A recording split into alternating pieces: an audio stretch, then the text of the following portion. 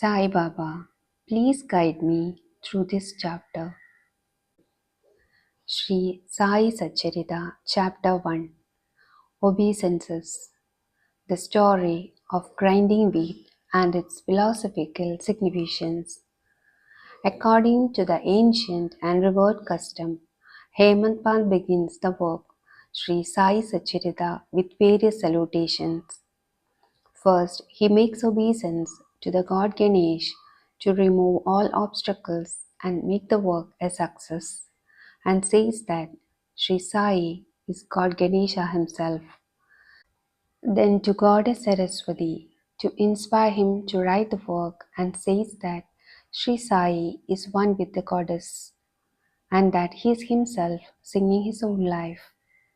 Then to the gods Brahma, Vishnu, and Shankar, the creating, preserving, and destroying deities respectively, and says that Sainath is one with them, and he, the great teacher, will carry us across the river of worldly existence.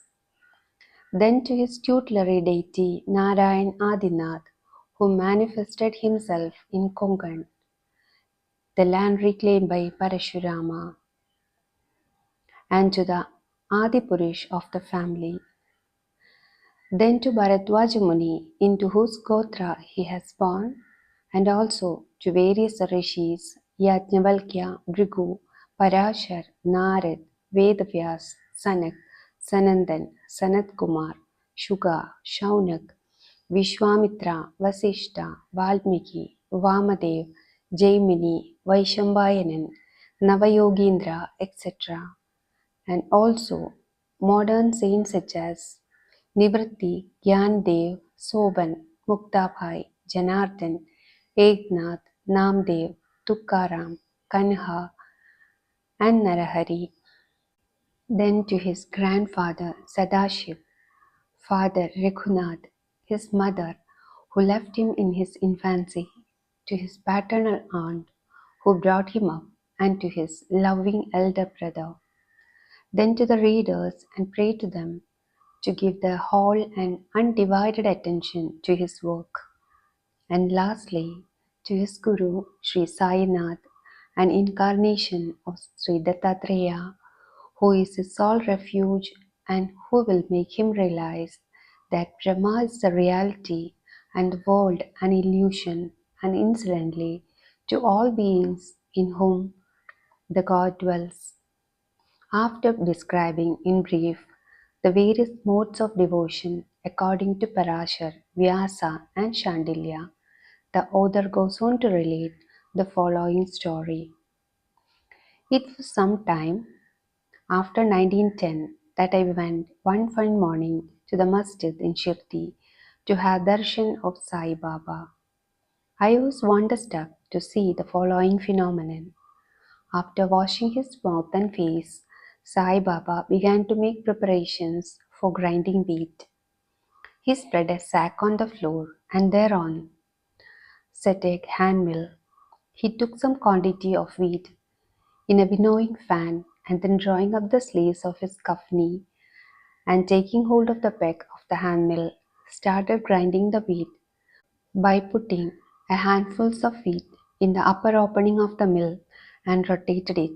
I thought, what business Baba had with the grinding of wheat when he possessed nothing and stored nothing, and as he lived on alms.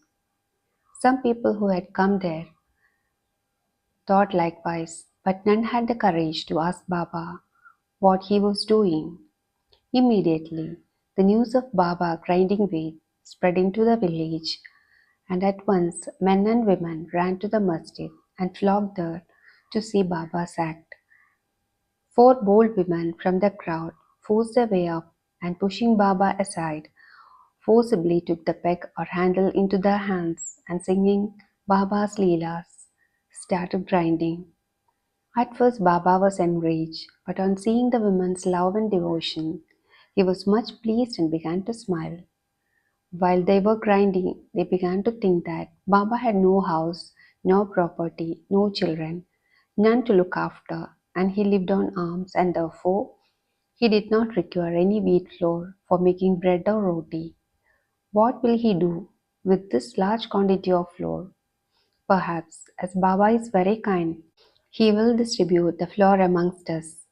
Thinking in this way and while singing, they finished the grinding, and after putting the handmill aside, they divided the flour into 4 portions and began to remove them by taking 1 portion per head. Baba, who was calm and quiet up till now, got wild and started abusing them, saying, "Ladies, have you gone mad?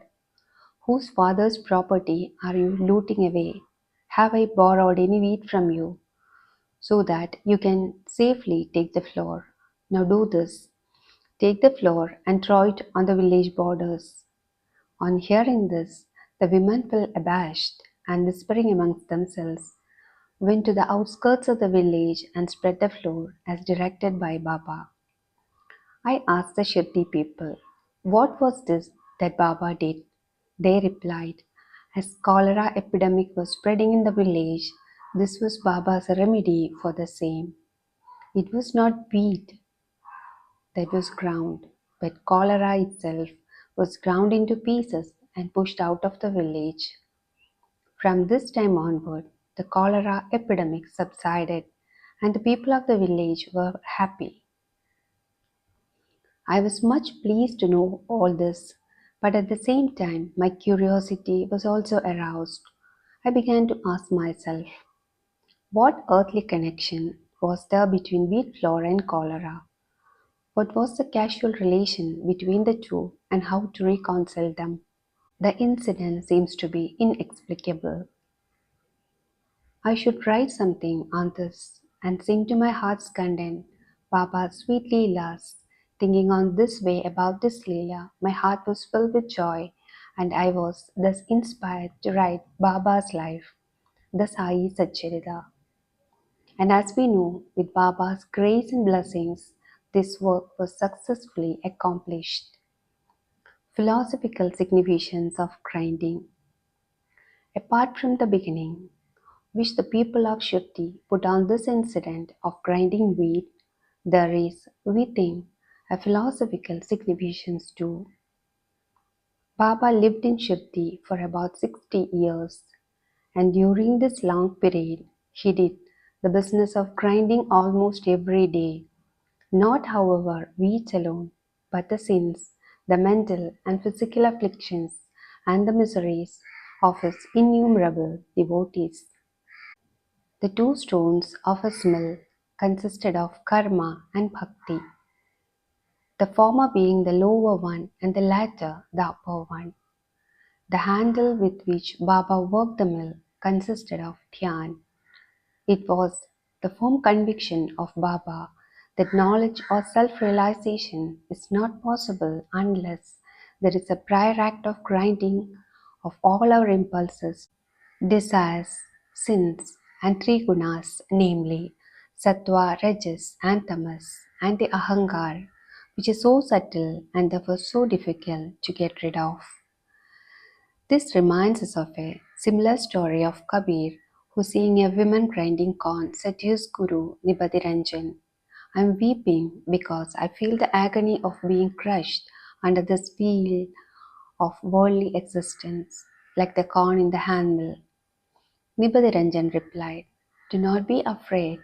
Hold fast to the handle of knowledge of this mill, as I do, and do not wander far away from the same, but turn inward to the center, and you are sure to be saved." Boto Sri Sai. Peace be to all. Om Sai Ram.